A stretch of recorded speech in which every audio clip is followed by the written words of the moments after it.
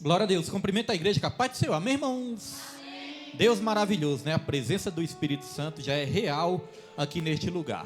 Sem perda de tempo, irmãos, porque Deus tem uma palavra para as nossas vidas, quero convidar toda a igreja para nós abrirmos a palavra do Senhor no livro de Apocalipse, capítulo 2, e nós vamos ler do 1 ao 5. Apocalipse, capítulo 2, nós vamos ler do 1 ao 5. Lembrando, né, que nós estamos aí nesse propósito de 3 meses, no tema ali de Apocalipse, capítulo 1, versículo 7, e o tema central é Ele vem. Então, nunca vamos tirar isso, né, do foco. Jesus, Ele vem. E essa palavra é uma palavra também de salvação, né, focada na nossa salvação. Confesso para os irmãos que eu estava esses dias pedindo uma palavra para Deus, para pregar no dia de hoje. E sabe quando você fica ali pensando, vem uma palavra, vem outra, e você não sabe qual palavra que você vai pregar? Mas hoje, irmãos, no estudo bíblico, graças a Deus, Deus me deu a confirmação da palavra. Quero dizer que essa pregação foi inspirada no estudo bíblico dessa manhã. Porque o estudo bíblico, ele nos ensina muito, nos ajuda muito na hora da pregação também. Então, você que tem um chamado para pregação, você que quer desenvolver a pregação também, o estudo bíblico ajuda bastante, irmãos, e clareia muito o nosso entendimento. Apocalipse capítulo 2, versículo 1 ao 5, a palavra de Deus diz, deixa eu ler aqui na minha tradução, vou ler junto com os irmãos aqui nessa tradução. Escreve ao anjo da igreja de Éfeso, isto diz aquele que tem na sua destra as 7 estrelas, que anda no meio dos 7 castiçais de ouro. Pode passar, Pedro? Conheço as tuas obras, e o teu trabalho, e a tua paciência, e que não podes sofrer os maus, e puseste à prova os que dizem ser apóstolos e o não são, e tu os achastes mentirosos. Pode passar, Pedro. E sofreste, e tem paciência, e trabalhaste pelo meu nome, e não te cansaste. Pode passar, Pedro. Tenho, porém, contra ti, que deixastes o teu primeiro amor. Versículo 5. Lembra-te, pois, de onde caíste, arrepende-te, e pratica as primeiras obras. Quando não, brevemente a te virei, e tirarei do seu lugar o teu castiçal, se não te arrependeres. Amém, irmãos? Muito forte, né? Os irmãos podem se sentar em nome de Jesus Cristo, dando glória ao Senhor, porque Ele é fiel. Estou muito feliz por cada vida que se faz presente aqui neste lugar, viu, irmãos? Deus te abençoe e continue abençoando a sua semana e a sua família. Irmãos, quando nós falamos de pecado, qual é a primeira coisa que vem na nossa mente, né? Quando nós pensamos num pecado que pode até mesmo nos fazer cair e nos tirar a salvação, o que vem na nossa mente? Vem logo um pecado escandaloso, né? Muitas vezes pode ser uma imoralidade sexual, às vezes pode ser um roubo, às vezes pode ser um assassinato, uma indecência, uma sensualidade, não sei. Vários pecados podem vir na nossa mente quando nós falamos de pecado. Às vezes você pensa brigar, xingar, né? Bater nos outros, falar mal das pessoas. Vários pecados vêm na nossa mente quando nós pensamos em pecado. Por quê? Porque esses pecados são pecados mais escandalosos, que escandalizam mais, que chamam mais atenção. Mas nessa noite, Deus ele quer nos ensinar que existe um pecado, que esse pecado ele é silencioso. Esse pecado é um pecado que muitas vezes nós nem percebemos. Às vezes nós, como igreja, corremos o risco de estar praticando esse pecado sem nem perceber. Às vezes até sem querer. E o maior perigo de todos, irmãos, é que esse pecado ele é disfarçado de uma coisa boa. Nós pensamos que estamos fazendo algo bom, mas Jesus ele nos ensina que não é isso que Ele está percebendo de nós. Não é isso que Ele está enxergando em nós. Então nós vamos aprender que pecado é esse. Quem estava aqui no estudo bíblico de manhã já sabe que pecado é esse. Então não fale para não estragar a surpresa, né? Quem estava aqui de manhã, irmãos. Então, que pecado é esse? Antes de nós aprendermos que pecado é esse, nós temos que aprender o contexto da igreja de Éfeso. Essa carta, Jesus ele escreveu para a igreja de Éfeso. E nós temos que entender como que foi criada essa igreja. Essa igreja, irmãos, nasceu através de uma obra missionária do apóstolo Paulo. O apóstolo Paulo, na sua segunda viagem, ele chegou à cidade de Éfeso e ele começou ali a evangelizar. Começou a ganhar vidas. Começou a ganhar almas para o reino de Deus. Na segunda viagem missionária, ele conheceu Priscila, conheceu Áquila, e começou ali a evangelizar algumas vidas. Neste momento já começou a surgir ali a igreja de Éfeso.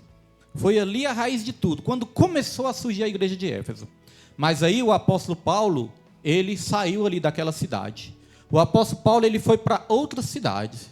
Mas chegou um momento que ele voltou, na sua terceira viagem missionária, ele voltou para a cidade de Éfeso. E quando ele chegou na cidade de Éfeso, ele começou a pregar de novo ali nas sinagogas, que ele queria ver como estava ali o desenvolvimento dos cristãos. Ele queria ver como estava a igreja ali de Éfeso. E ele começou a pregar ali nas sinagogas. Ele passou 2 meses pregando nessas sinagogas. Aí sabe o que aconteceu? As pessoas dessa sinagoga não quiseram ouvir Paulo. Começaram ali a zombar de Paulo, começaram a desprezar a palavra. Aí o que Paulo fez? Paulo saiu das sinagogas e começou ali a pregar para outras pessoas que estavam interessadas em ouvir o ensino. Porque o apóstolo Paulo, ele percebeu que ali estava faltando o ensino da palavra. Tinha alguns discípulos, mas os discípulos não tinham entendimento nenhum ainda. Ele chegou ali em alguns discípulos e perguntou: vocês já receberam o Espírito Santo? E sabe o que os discípulos responderam? Nós nem ouvimos falar o que é o Espírito Santo. Olha que grave, irmãos. As pessoas já tinham até se batizado na água. As pessoas tinham ali recebido o batismo de João, mas não conheciam ainda a palavra de Deus, o Evangelho. Eles falaram: nós nem ouvimos falar que existe esse Espírito Santo. Aí o apóstolo Paulo começou a ensinar. O apóstolo Paulo começou a evangelizar. Começou ali a trazer a verdadeira doutrina, a sã doutrina para aqueles discípulos. E ali batizou aqueles discípulos no nome de Jesus, e aqueles discípulos receberam o batismo com o Espírito Santo. Aqueles discípulos foram ali revestidos de poder pelo Espírito Santo de Deus, quando o apóstolo Paulo pregou. E como aqueles judeus ali, aqueles religiosos, não quiseram ouvir a palavra, o apóstolo Paulo, ele fundou ali uma escola. Essa escola era chamada a Escola de Tirano. Nessa escola de Tirano, vários líderes começaram a se levantar. Ele começou ali a ensinar e ele passou 2 anos ensinando nessa escola. E depois do ensinamento, irmãos, um grande avivamento veio sobre aqueles discípulos, e não somente sobre aqueles discípulos, um grande avivamento veio sobre toda aquela cidade. É na cidade de Éfeso que começou ali a surgir os maiores milagres da obra missionária de Paulo. Era ali que muitos foram curados, era ali que muitos foram libertos, foi ali que muitos foram salvos, transformados. Foi ali em Éfeso que até o lenço de Paulo estava curando as pessoas que eram enfermas. As pessoas tocavam no lenço de Paulo e eram curadas. Imagine o tamanho do avivamento. Tinha muito batismo com o Espírito Santo, tinha muita unção, tinha muito poder. Essa cidade de Éfeso, no começo, ela era uma cidade idólatra. E também era uma cidade que praticava ali ocultismo, alguns rituais satânicos, muita idolatria, muita incredulidade, muita falta de conhecimento. Mas quando o apóstolo Paulo começou a levar o verdadeiro ensino para essa cidade, irmãos, essa cidade se tornou uma cidade avivada, e foi ali uma porta muito grande que Deus abriu para que todas as outras cidades ao redor viessem a ser alcançadas pela palavra de Deus também. Então veja que um grande avivamento ocorreu ali naquele lugar. E aí o apóstolo Paulo ficou ali durante algum tempo e vários líderes se levantaram. Mas chegou um momento que o apóstolo Paulo precisava deixar este lugar. Um lugar que antes era idólatra, um lugar que mexia com magia. O povo, quando se converteu, começou ali a queimar os seus livros de magia. O povo começou ali a perceber que o verdadeiro poder estava na palavra de Deus e não naqueles livros de magia que existiam naquele lugar. Então o povo começou ali, irmãos, a ir para o caminho correto. Mas chegou um momento que o apóstolo Paulo, ele precisava deixar aquela cidade, deixar aquela igreja. E ali no capítulo 20 de Atos dos Apóstolos, vai dizer que foi um momento muito emocionante na vida do apóstolo Paulo. Porque o apóstolo Paulo chegou ali para aquela liderança e disse o seguinte: olha, é a última vez que vocês estão vendo o meu rosto. É a última vez que vocês estão me vendo frente a frente. Imagine como ficou o coração dessas lideranças, né? Que eles amavam o apóstolo Paulo. O apóstolo Paulo ensinou eles a serem líderes de igreja. Mas o apóstolo Paulo, ele já sabia o que esperava. Ele disse: eu estou indo para Jerusalém e é a última vez que vocês vão ver o meu rosto. O apóstolo Paulo já sabia, já tinha um discernimento que ele não voltava mais naquela cidade. Então a igreja continuou ali avivada, a igreja continuou poderosa e a igreja cresceu grandemente. Toda a cidade ali foi alcançada pela obra daquela igreja, irmãos. Grande avivamento espiritual aconteceu ali. Mas aí o tempo foi passando, vários anos se passaram, e aí nós chegamos nessa parte que nós lemos aqui da palavra de Deus. Nós chegamos nessa passagem de Apocalipse, capítulo 2, onde Jesus, através do apóstolo João, Jesus escreveu uma carta para o anjo da igreja, mas era para o anjo da igreja passar essa carta para toda a igreja, passar essa mensagem. Porque o anjo da igreja tinha a responsabilidade de ensinar o restante da igreja. Então veja que essa palavra é para as lideranças, é para os pastores, para os líderes da igreja, mas também para toda a igreja também. E nessa carta, irmãos, Jesus ele começou ali a observar a igreja, e Jesus ele começou a mostrar como que a igreja verdadeiramente estava, como que a igreja verdadeiramente era, porque essa igreja estava se enxergando de uma maneira, mas Jesus enxergava essa igreja de outra maneira. Aí Jesus falou: olha, eu conheço as tuas obras, eu sei que vocês são trabalhadores, eu sei que vocês gostam da palavra de Deus, vocês têm ensino, vocês têm doutrina, vocês evangelizam, vocês têm discernimento espiritual, porque vocês não deixam os falsos profetas enganar vocês. Vocês estão de parabéns. Jesus começou ali elogiando a igreja. Mas depois Jesus ele apontou aquele pecado. O pecado que eu disse que é um pecado muito perigoso. Porque este pecado ele vem de uma forma imperceptível. Esse pecado ele vem de uma forma silenciosa. Esse pecado vem disfarçado de uma coisa boa. Porque a igreja estava trabalhando. A igreja estava ouvindo a palavra. A igreja estava louvando, estava dando glória a Deus. A igreja não era nem enganada pelos falsos profetas. Tinha doutrina, tinha estudo nessa igreja. Mas Jesus, no versículo 4, ele apontou este pecado. Coloca aí para mim, Pedro, no versículo 4. No versículo 4, Jesus ele identificou este pecado, que é um pecado que pode nos derrubar. Que é um pecado, irmãos, que pode até mesmo tirar a nossa salvação. Pastor, e que pecado é este? Para de mistério. Está aqui no versículo 4. Versículo 4, Pedro. Versículo 4, por favor. No versículo 4, Jesus chegou ali para aquele povo. Travou? Versículo 4. Versículo 4. Versículo 4 de Apocalipse, capítulo 2, versículo 4. Olha só, irmãos, o pecado que Jesus apontou para aquela igreja. Tenho, porém, contra ti que deixastes o teu primeiro amor. Está vendo, irmãos? A gente pensa que pecado é só matar, roubar, xingar, bater, fofocar, mentir, praticar ali imoralidades sexuais, indecência, sensualidade. Não, irmãos. Olha um pecado aqui que nós podemos estar cometendo sem perceber. Deixar o primeiro amor. Pastor, e o que é o primeiro amor? Às vezes nós pensamos que o primeiro amor é aquela empolgação, né? Aceitamos a Jesus, aquela empolgação de quando nós somos novos convertidos, aquela emoção. Não, irmãos, isso não é o primeiro amor. O primeiro amor é aquele primeiro impacto que nós sentimos quando Jesus, ele toca o nosso coração. Quando nós sentimos esse primeiro amor, quando nós ouvimos um louvor, nós vamos nos aquebrantar. Quando nós ouvimos uma palavra que toca o nosso coração, nós vamos chorar. Quando nós sentimos a presença do Espírito Santo, nós vamos dar glória a Deus, nós vamos nos arrepiar, nós vamos nos emocionar. O primeiro amor, ele traz uma gratidão no nosso coração tão grande, irmãos, que nós vamos estar todo momento agradecendo a Deus. Nós vamos agradecer na hora da alegria, mas vamos agradecer também no momento de dor. Nós vamos agradecer no momento que nós estamos sorrindo, mas nós vamos agradecer também nos momentos que estamos chorando. A palavra de Deus fala: em tudo deem graças, porque esta é a vontade do Senhor. Observe que a palavra de Deus não fala por tudo dê graças. Não é por tudo dê graças, mas é em tudo dê graças. Porque ninguém vai agradecer, né, de ver um filho nas drogas, um filho ali nos vícios. Ninguém vai agradecer, irmão, se estiver ali na miséria, passando um momento difícil. Ninguém vai agradecer por isso, né? Mas vai agradecer em meio a isso.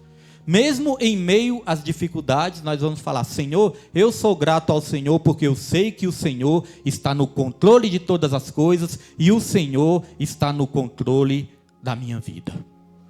Então veja que este pecado, O pecado mais perigoso que aquela igreja ali estava cometendo era o pecado de perder o primeiro amor. Porque, irmãos, nós temos que amar o que nós fazemos. Nós temos que amar em primeiro lugar Jesus Cristo, claro.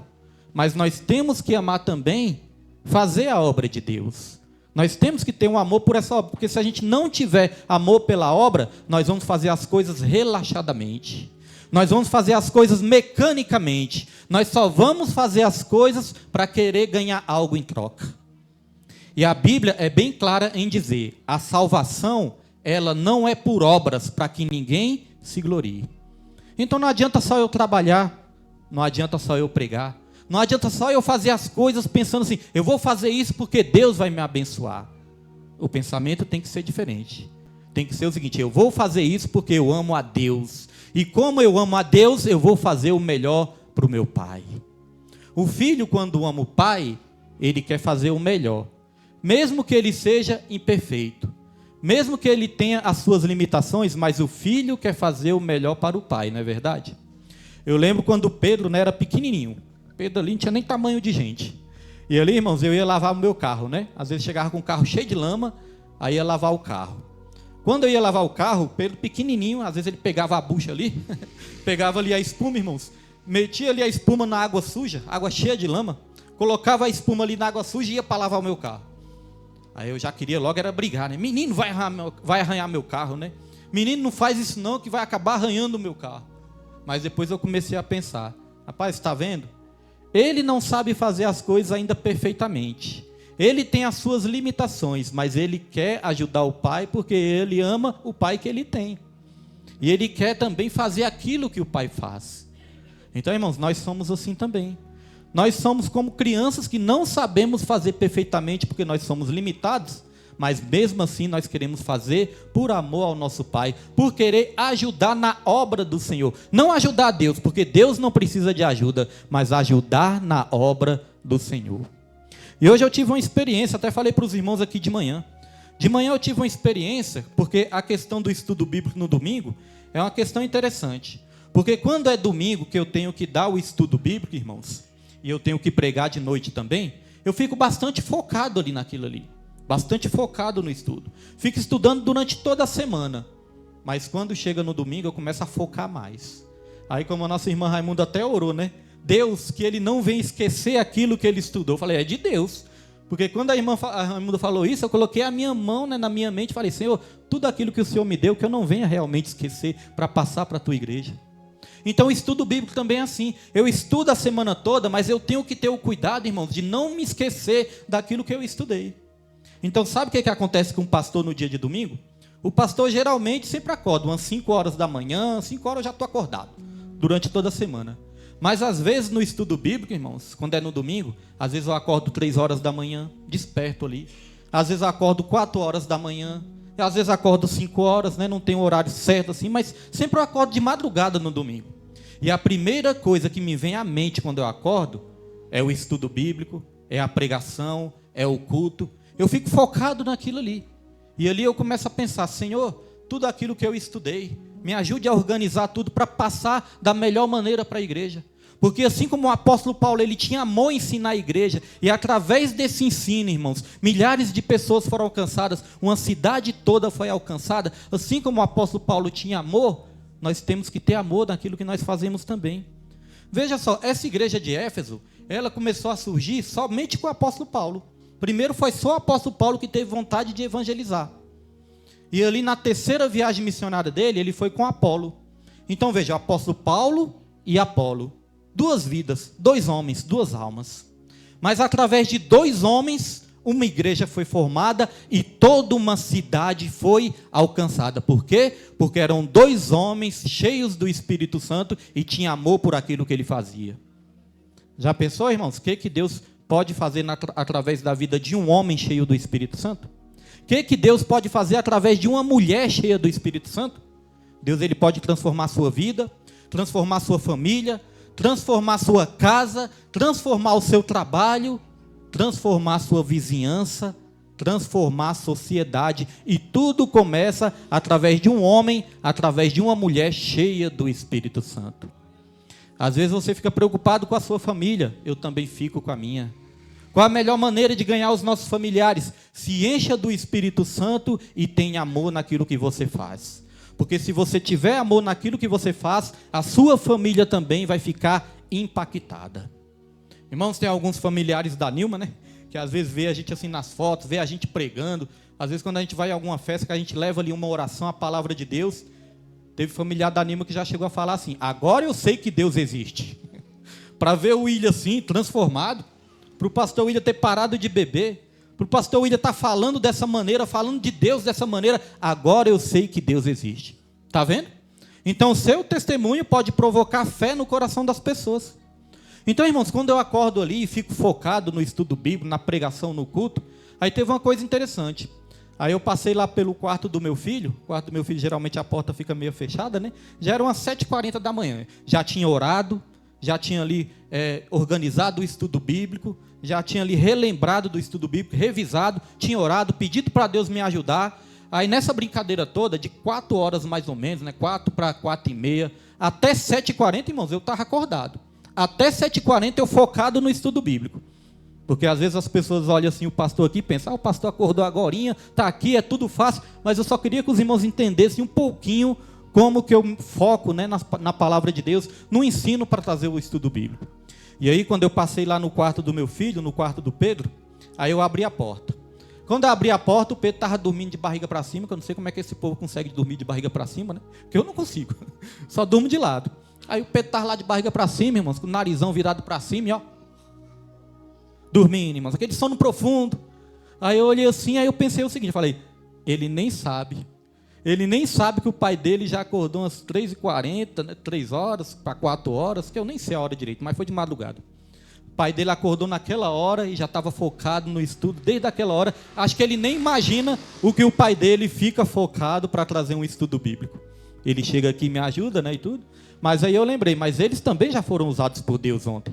Ontem eles foram para uma igreja lá do Sol Nascente, louvaram a Deus e Deus usou eles para aquelas vidas que estavam ali naquela igreja também. Então cada um tem a sua obra, cada um tem o seu chamado de Deus na sua vida. Não importa qual seja o seu chamado, mas tudo que você fizer, faça com amor. Não perca o primeiro amor, senão você não vai querer fazer mais. Ou então você vai fazer de uma maneira relaxada que não agrada ao Senhor. Porque a palavra de Deus fala que todo aquele que faz a obra do Senhor relaxadamente, essa pessoa atrai maldição para a sua vida espiritual. Então nós temos que ter este amor para fazer bem feito. Não é que é perfeito, nada, a gente faz o nosso melhor. Mas o nosso melhor não é nada para Deus, porque o nosso Deus é um Deus de perfeição, irmãos. Então nós temos que ter este amor. É claro que o nosso primeiro amor, muitas vezes ele vai se enfraquecer sim. Como eu disse, essa carta, ela foi mandada para o anjo da igreja, ou seja, o pastor da igreja.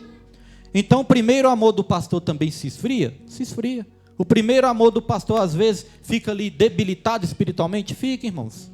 Mas nós temos que pedir para Deus, para que Ele restaure o primeiro amor nas nossas vidas.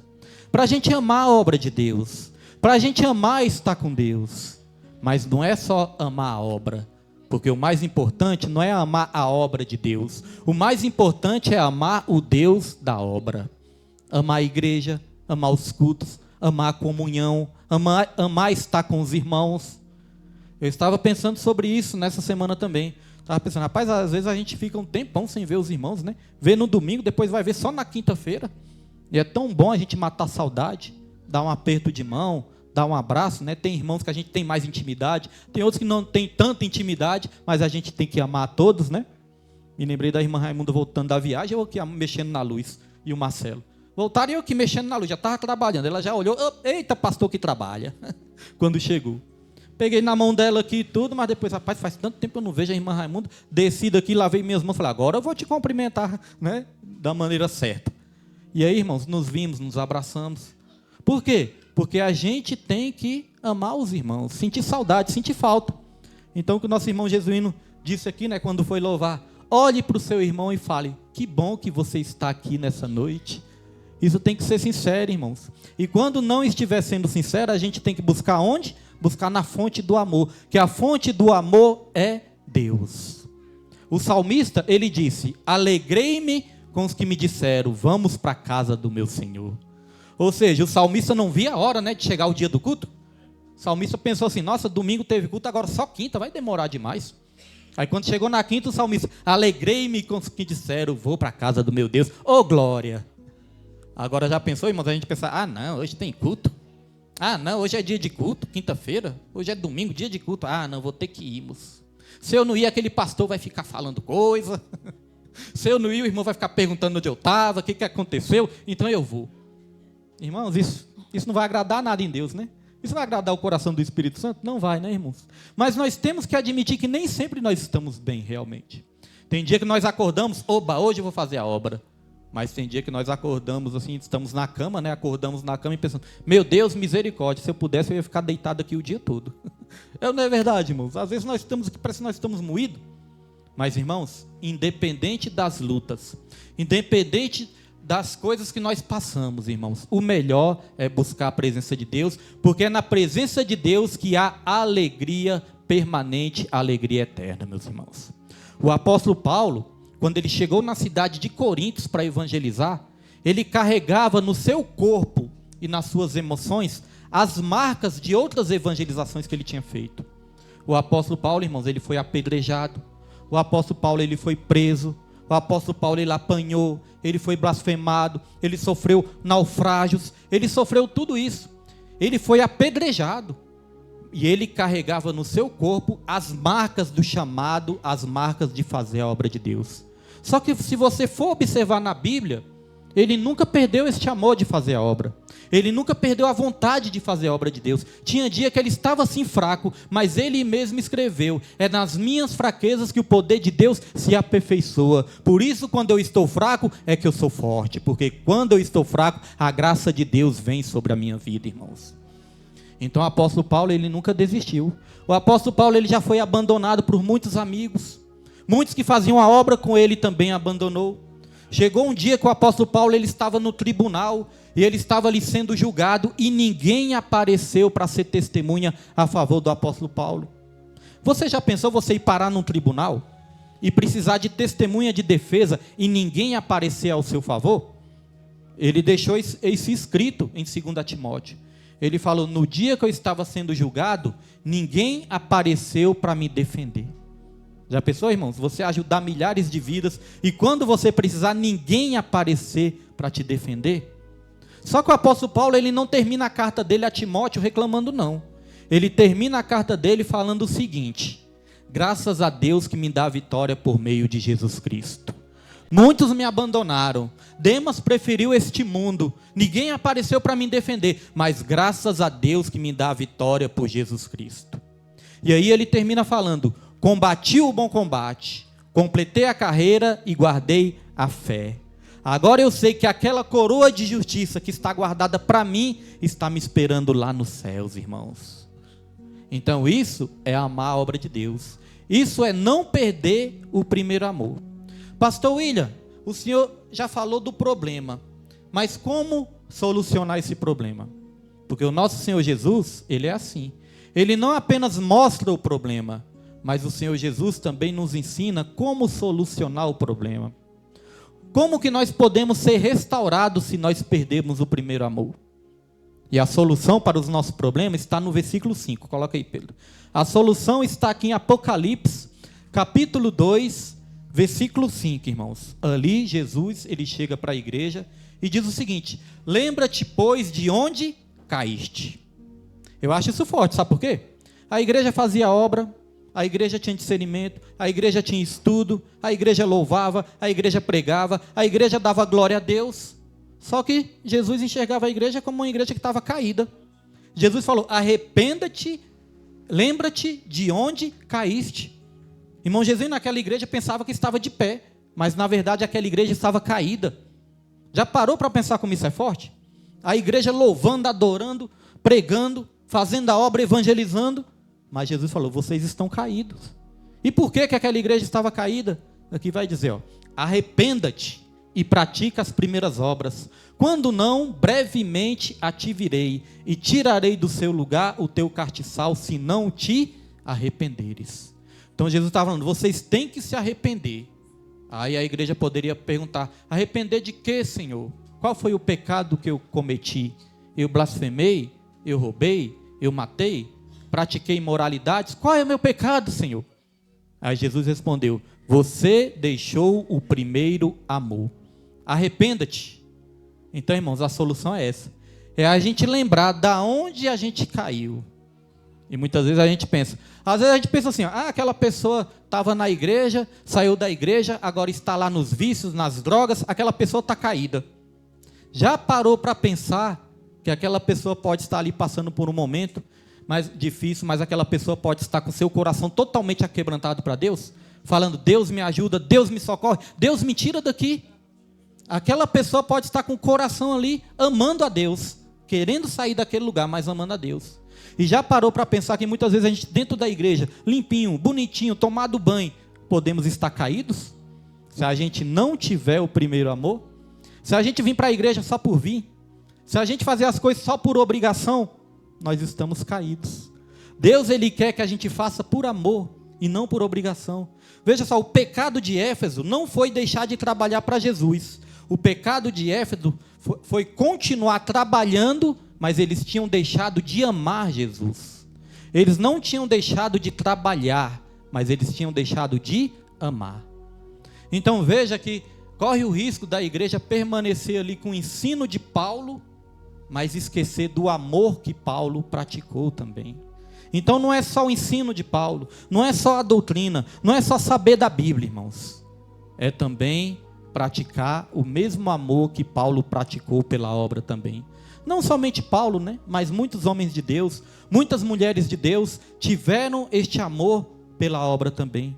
Então a restauração é essa. Todas as vezes que nosso amor estiver esfriando, nós temos que nos arrepender, lembrar aonde a gente caiu e pedir a Deus misericórdia para que Ele venha reacender a chama no nosso coração. A palavra de Deus diz o seguinte: de tanto aumentar a iniquidade, o pecado, o amor de muitos vai se esfriar. O amor de muitos. Agora, o amor do mundo já é normal se esfriar, né? Porque quanto mais aumenta o pecado, mais o amor se esfria. Quanto mais pecado, menos amor. Por que hoje em dia uma mãe mata os filhos? Por que hoje em dia, né, até nesse saidão que teve aí, teve um rapaz que saiu aí do saidão, matou os filhos e matou a mãe também. Matou a mãe ou foi a madrasta? Não sei. Acho que foi a madrasta, né? Matou a madrasta e matou os filhos também. Por que acontece isso, irmãos? Porque o pecado está aumentando e o amor está se esfriando cada vez mais. Mas o amor da igreja, ele não pode se esfriar. O amor da igreja, ele não pode acabar. O amor da igreja, ele tem que crescer cada vez mais. Então, todas as vezes que a gente identificar nos nossos corações que nós estamos fazendo a coisa só no automático, só mecanicamente, que a gente não tem mais prazer nas coisas do Senhor, nós temos que pedir para Deus: Deus, restaura o meu coração.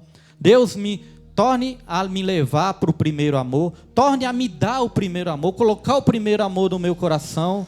Deus, eu não quero somente amar a sua obra, mas eu quero amar o Senhor acima de todas as coisas. Eu não quero só amar a obra de Deus, eu quero amar o Deus da obra.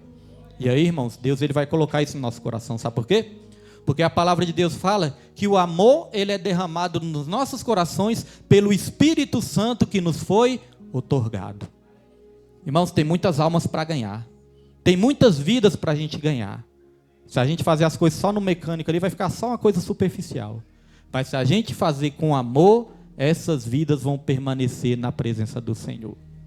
Só para encerrar um breve testemunho que eu tive lá no meu serviço. Alguns irmãos já ouviram esse testemunho, mas outros não, né? Certa vez no meu serviço, tinha uma alma ali que eu tinha maior vontade de conversar com essa alma e evangelizar ela. Só que estava faltando ali uma oportunidade. Porque ele no mundão ainda, né, gosta muito de viajar, gosta de tomar a cerveja dele, mas sempre foi meu amigo e eu olhava assim para ele e pensava: qualquer dia eu quero evangelizar esse rapaz. Aí chegou um dia, irmãos, que Deus, ele abriu essa oportunidade, ele abriu essa porta. Esse rapaz chegou para mim, foi logo naquela época, né, que o Gugu tinha morrido, Augusto Liberato, né, aquele apresentador. O Gugu tinha morrido, e foi uma morte tão besta. O Gugu subiu na casa dele ali, em cima do telhado, quando viu que não caiu e morreu. Foi consertar ali um ar-condicionado, caiu e morreu. Então é uma coisa assim que a gente fica surpreso, né? Poxa, o cara era até rico, cheio de dinheiro, famoso. cara ali, né, tinha tudo que o dinheiro poderia comprar, tinha uma família, saudável, não tinha vício, tinha nada. Aí do nada ele morre. Estava vivo num dia e no outro está morto. Aí é uma coisa assim que a gente fica meio impressionado. E esse meu amigo, ele ficou impressionado também. Esse meu amigo chegou para mim, ele já sabe, né, que eu estou na presença de Deus e tudo. Então ele chegou para mim e ele falou o seguinte: olha, eu queria te perguntar uma coisa aqui que eu estou bastante pensativo. Eu queria te perguntar sobre a vida.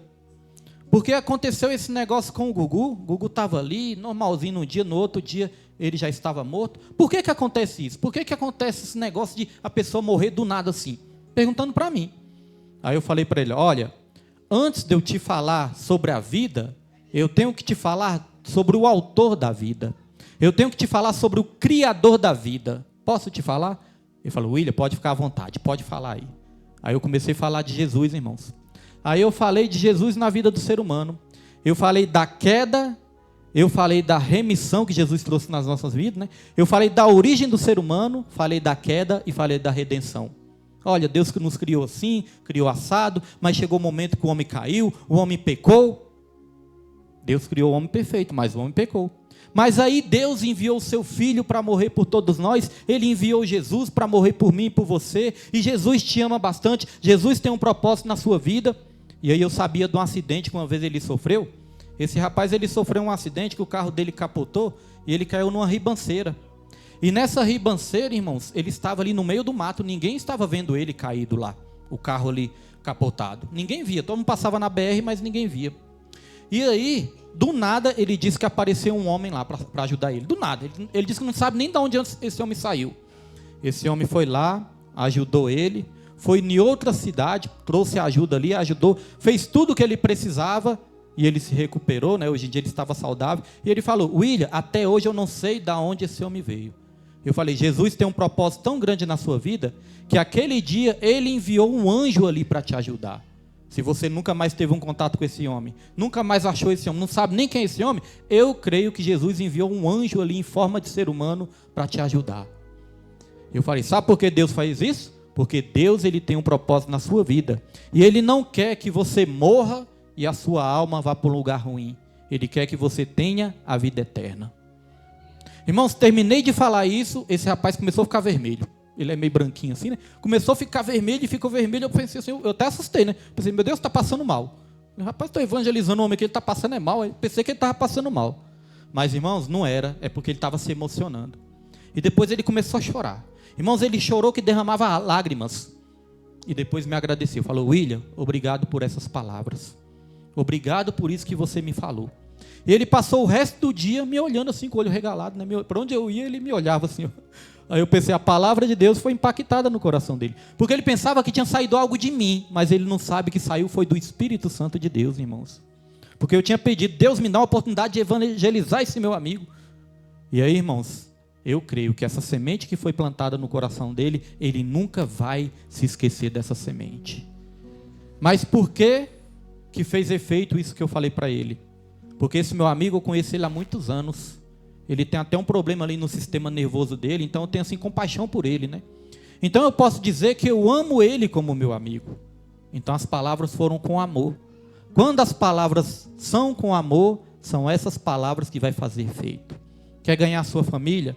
Quer ganhar seu esposo, seus tios, primos, irmãos, irmãs? Quer ganhar para Jesus? Ganhe através do amor. Mas para este amor ser o amor verdadeiro, nós precisamos estar no primeiro amor, amar Jesus acima de todas as coisas, para que nós possamos amar o nosso próximo como a nós mesmos. Amém, meus irmãos? Assim a igreja vai crescer, nossa família vai ser ganha para Jesus, muitas almas vão se converter a Jesus, eu creio, e através do ensino eu creio que essa igreja vai estar cada vez mais ganhando vidas para o reino de Deus, amém? E só quem crê, aplauda o nome do Senhor bem forte nessa noite, em nome de Jesus Cristo, amém, irmãos? Hoje nessa